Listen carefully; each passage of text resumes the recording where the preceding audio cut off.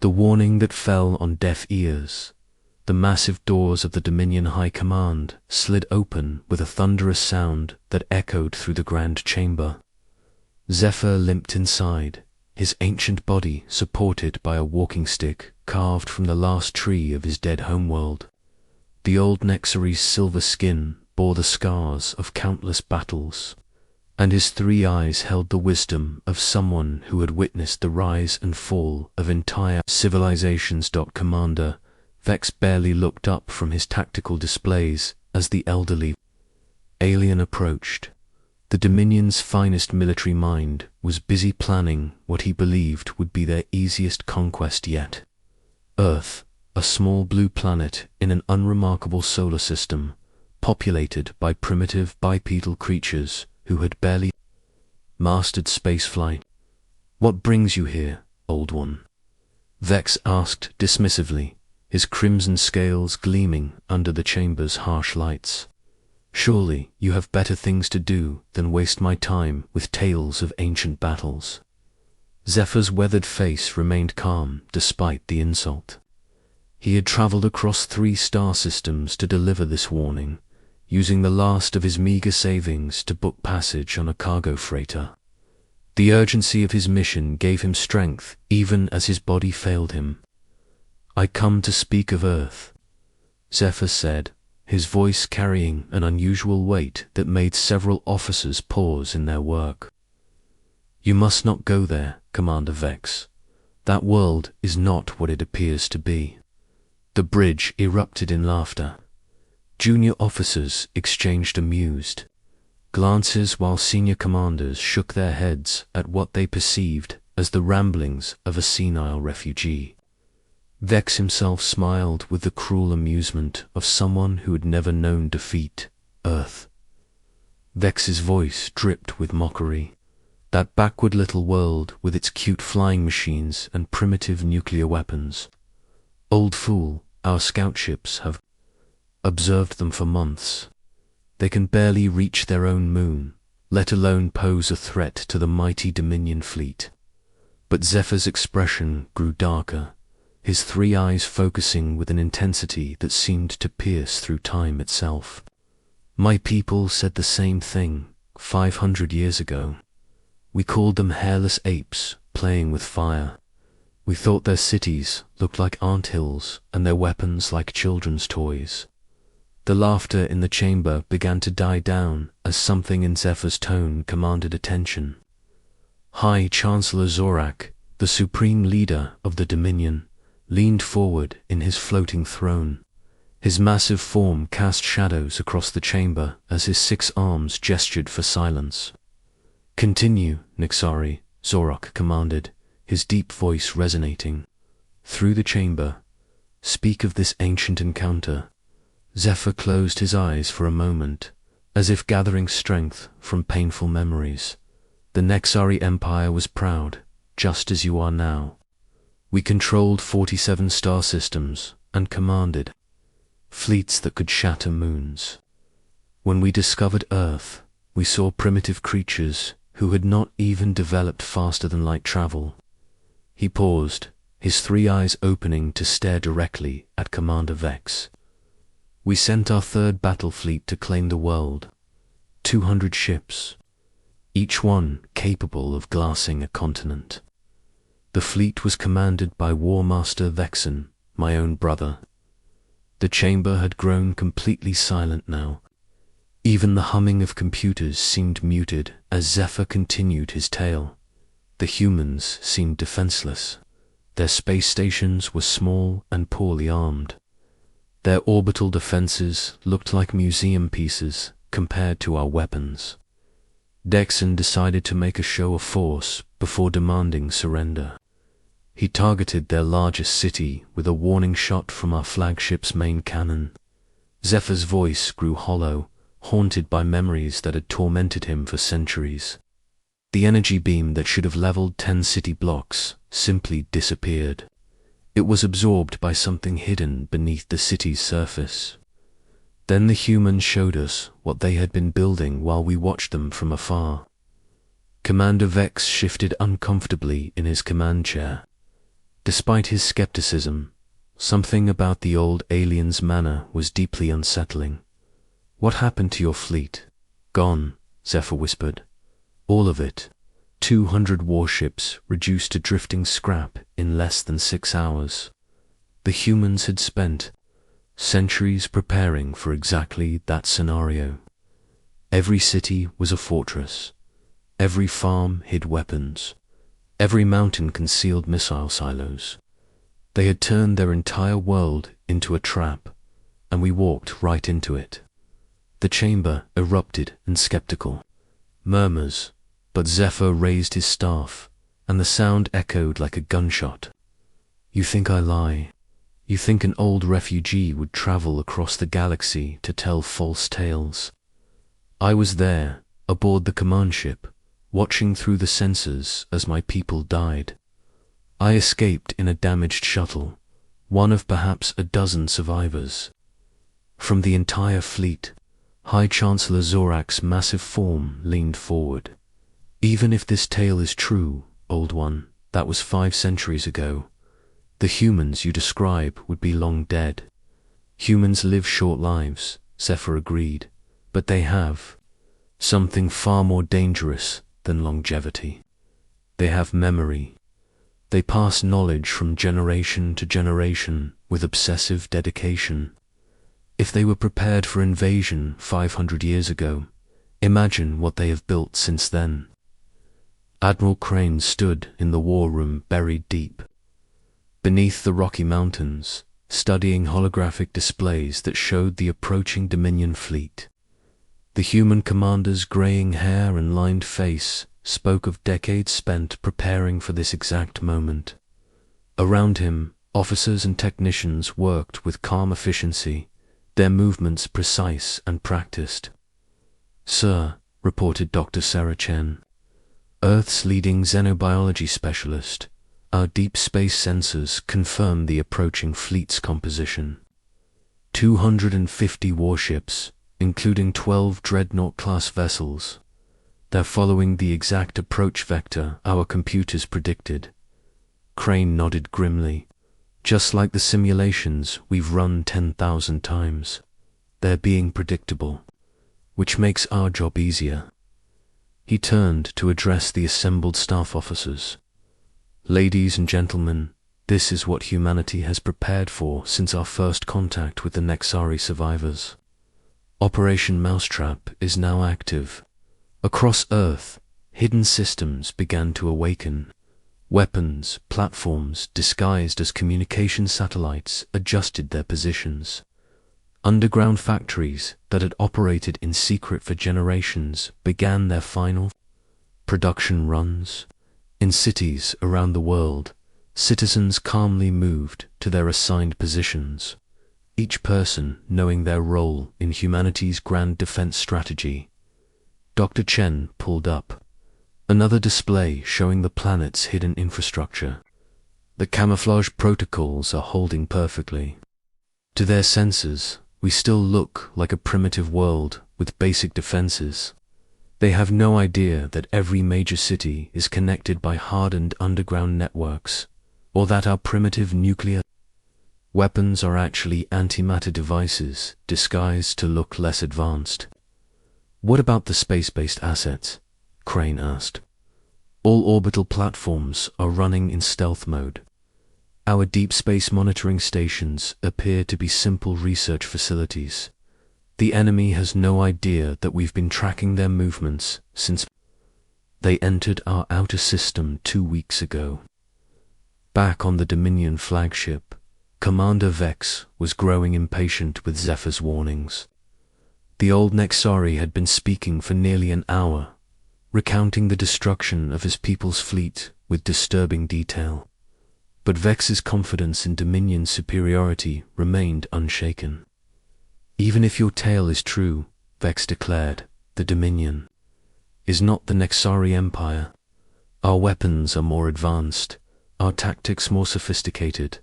These humans may have defeated your people, but they cannot stand against us." Zephyr looked at him with something resembling pity. "That is exactly what Vexan said as his ship burned around him. The humans had studied every galactic military doctrine. They knew how we would attack before we did. They had prepared counters for weapons we thought were secret. Enough. Vex slammed his scaled fist on the command console. I will not be lectured by a refugee about military strategy. Guards, escort this old fool out of my sight. But High Chancellor Zorak raised one of his 6 hands. Wait, I want to hear the end of his tale. Zephyr bowed gratefully to the Supreme Leader. The humans did not simply destroy our fleet, Chancellor. They studied us. Every weapon we used, every tactic we employed, every piece of technology in our ships, they analyzed it all. By the time the battle was over, they knew more about Nexari military capabilities than we did ourselves. He paused, allowing the implications to sink in. Then they broadcast a message to the entire galaxy. Not a threat, not a boast, simply a statement of fact. Earth was protected. Any species that approached with hostile intent would face the same fate as the Nexari fleet. And did others test this claim? Zorak asked. 3 more empires tried over the following centuries. Zephyr replied sadly. The Korthok Federation, the Crystal Hegemony, and the Machine Collective all suffered the same fate. All learned to late that Earth was not a world to be conquered, but a trap waiting to be sprung. Commander Vex stood abruptly. Superstition and folklore. I refuse to believe that a primitive species could defeat 4 different galactic civilizations. Believe what you wish, Zephyr said quietly. But know this, the humans are not primitive, they are patient. They have been preparing for galactic contact for over 1,000 years. Every piece of technology they display publicly is generations behind their true capabilities. Every weakness they show is carefully calculated misdirection. The old Nexari turned to leave, his walking stick tapping against the metal floor. I have delivered my warning, as duty demanded. What you do with it is your choice. As Zephyr reached the chamber doors, Zorak called out one final question. If the humans are so powerful, why do they not conquer other worlds? Why remain hidden on their single planet? Zephyr paused, his 3 eyes reflecting centuries of hard-won wisdom. Because, Chancellor, they learned something that we galactic empires never understood. The greatest victory is the one that never needs to be fought. Earth's reputation protects not just humanity, but every species smart enough to leave them alone. The doors closed behind him with finality, leaving the Dominion leadership in uncomfortable silence. Finally, Commander Vex turned to his tactical. Officers, ignore the old fool's ravings, he commanded. Begin final approach to the Sol system. We have a planet to conquer. But, as the massive Dominion fleet accelerated toward Earth, several officers exchanged worried glances. Ancient warnings had a way of proving themselves true, often at the worst possible moments. On Earth, Admiral Crane received the final confirmation that the enemy fleet was committed to their attack approach. He smiled grimly as he gave the order that humanity had been waiting centuries to deliver. All stations, this is command. The trap is set, and our visitors are arriving right on schedule. Operation Mousetrap enters Phase 2. Let's show the galaxy what happens when you ignore good advice. Asterisk, the trap springs, shut the Dominion. Fleet emerged from hyperspace at the edge of the Sol system like a storm of metal and energy. 250 warships arranged themselves in perfect battle formation, their hulls gleaming with the confidence of a civilization that had never known defeat. Commander Vex stood on the bridge of his flagship, the absolute Dominion, watching Earth grow larger on the main screen. Preliminary scans confirm intelligence reports, announced Tactical Officer Zix-9, his forearms dancing across multiple control panels.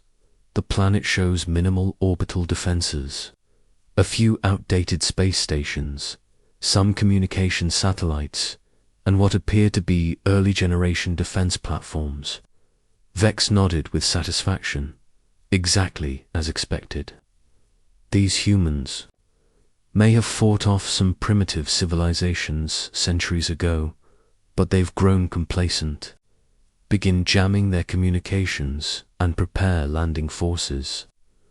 What Vex didn't know was that every scan his fleet performed was being carefully monitored by human observers, deep beneath the Pacific Ocean, in a command center that had been disguised. As a marine research station, Admiral Crane watched the approaching fleet with grim determination. "They're following the predicted pattern perfectly," reported Dr. Chen from her sensor station. "Just like the other fleets that tried this approach. They're focusing their scans on our obvious defensive installations while completely missing the real threats." Captain Torres, the grizzled commander of Earth's Orbital Defense Marines, studied the tactical display with professional interest.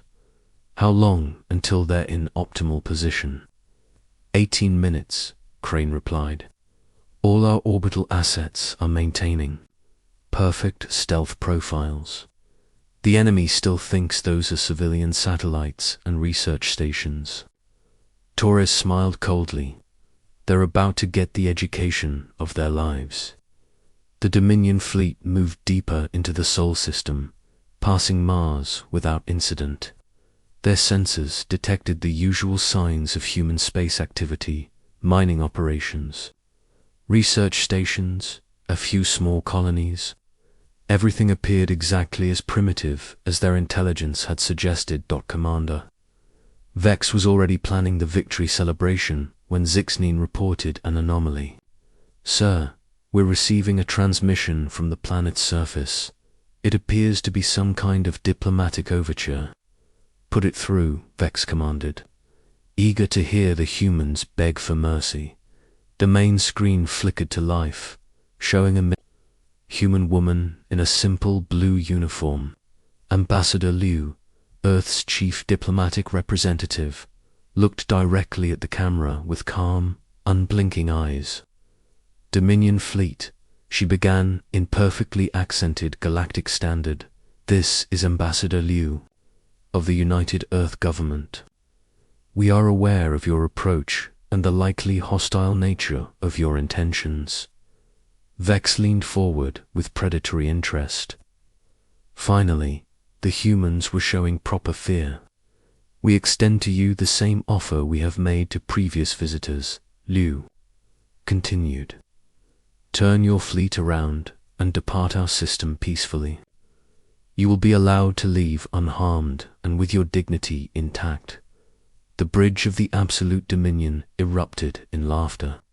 Even Zix-9, normally stoic in his duty, allowed himself an amused clicking of his mandibles. "Ambassador Liu," Vex replied, with mock courtesy, "I am Commander Vex of the Dominion Imperial Fleet.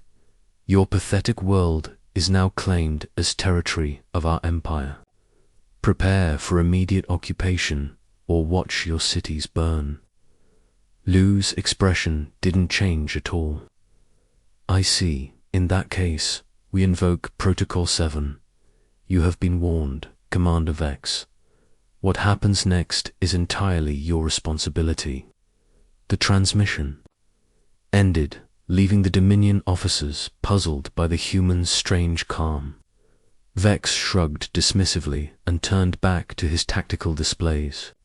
"Begin the attack," he ordered. "Target their largest population centers first. A show of overwhelming force should break their will to resist." The first wave of Dominion fighters screamed toward Earth's atmosphere, their pilots eager for what they expected to be easy target practice. Squadron Leader Krex commanded 36 of the fleet's finest attack craft, each one armed with enough firepower to level a city block. Sensors show minimal atmospheric defenses, Krex reported to the fleet. Some aircraft that appear to be civilian transports, possibly a few military interceptors. This will be over before they can mount any meaningful resistance. Krex was wrong. As the Dominion fighters entered Earth's upper atmosphere, the planet's true nature began to reveal itself. Those civilian transports suddenly shed their outer hulls like molting insects, revealing sleek military interceptors, armed with weapons technology that shouldn't have existed on such a primitive world. Contact, Krex screamed into his communicator as energy beams lanced through his formation. They're not civilians. Repeat, these are military assets. But that was only the beginning. Across Earth's surface, the careful camouflage that had hidden humanity's true capabilities for centuries began to fall away. Innocent-looking skyscrapers split open like flowers, revealing massive defensive weapons. Parks and farmlands retracted to expose missile batteries that had been hidden underground for decades. Even the planet's geography seemed to turn against the invaders. Mountain ranges that had appeared stable on orbital scans began to move, revealing themselves as camouflaged mobile weapons platforms the size of cities. Captain Torres watched from his command center as Earth's defenses awakened like a sleeping giant. All orbital platforms, this is Torres. You are cleared to drop stealth protocols and engage at will. Around Earth, hundreds of objects that the Dominion had dismissed as primitive satellites suddenly revealed their true nature. Advanced weapon platforms powered by fusion reactors began targeting the enemy fleet with precision that bordered on the supernatural. Back on the absolute Dominion, Commander Vex watched in growing horror as his tactical display transformed from showing an easy victory to depicting a complete disaster. Red warning lights flashed across his bridge as reports flooded in from throughout the fleet. "Sir," Zixnin's voice was high with panic. "We're taking massive casualties. The entire first wave has been destroyed, and the planet's surface is erupting, with defensive positions we never detected." "How is this possible?" Vex demanded. "Our sensors showed no major military installations." "Sir, I'm reading energy signatures that suggest most of the planet's major cities are actually underground fortifications. The surface structures we observed were just camouflage covering defensive installations that must have taken centuries to build." Admiral Crane stood in his command center, watching the battle unfold with grim satisfaction. Around him, thousands of technicians and officers worked with the precision of a symphony orchestra, each playing their part in a defensive strategy that had been refined over generations. Orbital platforms report 80% of the enemies. "First wave has been neutralized," Dr. Chen announced. "Surface-to-orbit weapons are engaging the main fleet. Underground rail systems are deploying mobile artillery to predicted enemy landing zones." "What about their capital ships?" Crane asked. "Still maintaining formation, but they're beginning to show signs of confusion. Our jamming systems are disrupting their communications and sensor networks." Torres studied the tactical display with professional appreciation. "They're good, but they're fighting the last war. Every tactic they're using was anticipated by our strategic computers decades ago." The truth was even more devastating for the Dominion than they realized.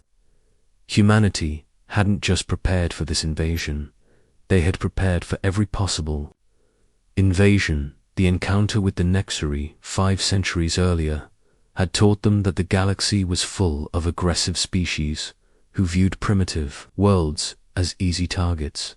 So they had done something unprecedented in galactic history.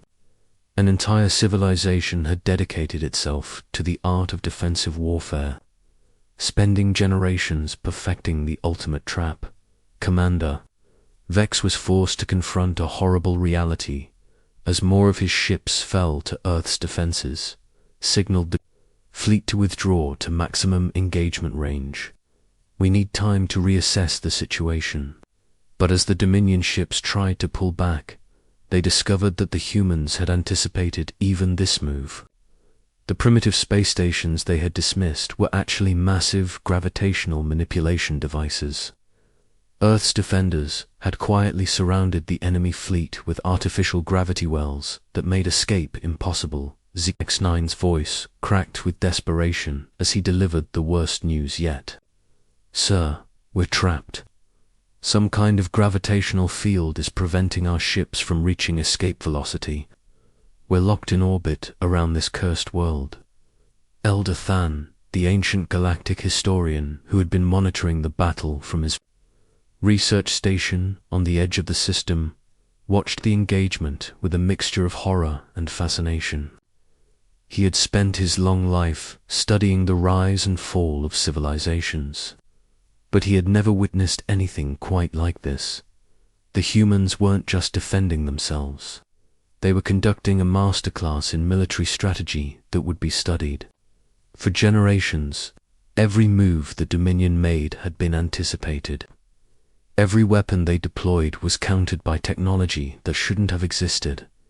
As the battle entered its final phase, Ambassador Liu appeared once again on communication channels throughout the Dominion fleet. This time, her calm demeanor carried a weight that made even hardened warriors pause. "Commander Vex," she said, addressing the Dominion leader directly, "your fleet is defeated. However, in the spirit of mercy, we offer the survivors one final chance. Surrender now, and you will be allowed to return to Dominion space with a warning." "For your people," Vex's scaled face twisted with rage and humiliation, "never. The Dominion does not surrender to primitive species." Liu nodded sadly. "We thought you might say that." "Very well, all Earth Defense Forces, you are authorized to implement Protocol 9. No survivors." The final phase of the battle was mercifully brief. Earth's hidden weapons network, fully revealed at last, eliminated what remained of the Dominion fleet with surgical precision. Only a handful of damaged ships managed to escape the gravitational trap, limping away from Sol with their surviving crews traumatized beyond imagination. Commander Vex was not among the survivors. 3 days after the battle, Earth broadcast a message to every inhabited world in the galaxy. The transmission was simple, consisting of complete tactical recordings of the engagement followed by a brief statement from Admiral Crane. To all civilizations who received this message, he began, "Earth extends greetings and hopes for peaceful contact. However, let this battle serve as a reminder that our world is protected. We do not seek conflict, but we are prepared for it." He paused, allowing the weight of his words to sink in. "Any species considering hostile action against Earth should remember the fate of the Dominion fleet. We have been preparing for galactic contact for over 1,000 years. This is what happens when you ignore good advice." On a distant world, in a small dwelling that overlooked a peaceful valley, Zephyr watched the broadcast with mixed emotions. The ancient Nexari had lived long enough to see his warning vindicated, though he took no joy in being proven right. As he turned off the communication device, Zephyr whispered a prayer for the dead of both species. War was always a tragedy, but sometimes it was a necessary one. The galaxy would be safer now that Earth's true nature was no longer a secret. The humans had achieved something remarkable. They had become too dangerous to attack, ensuring their safety through strength rather than hiding. It was a lesson that would echo through galactic politics for centuries to come. Never again would an empire look at Earth and see an easy conquest. Instead, they would see exactly what the humans had always intended them to see, a world that was best left alone,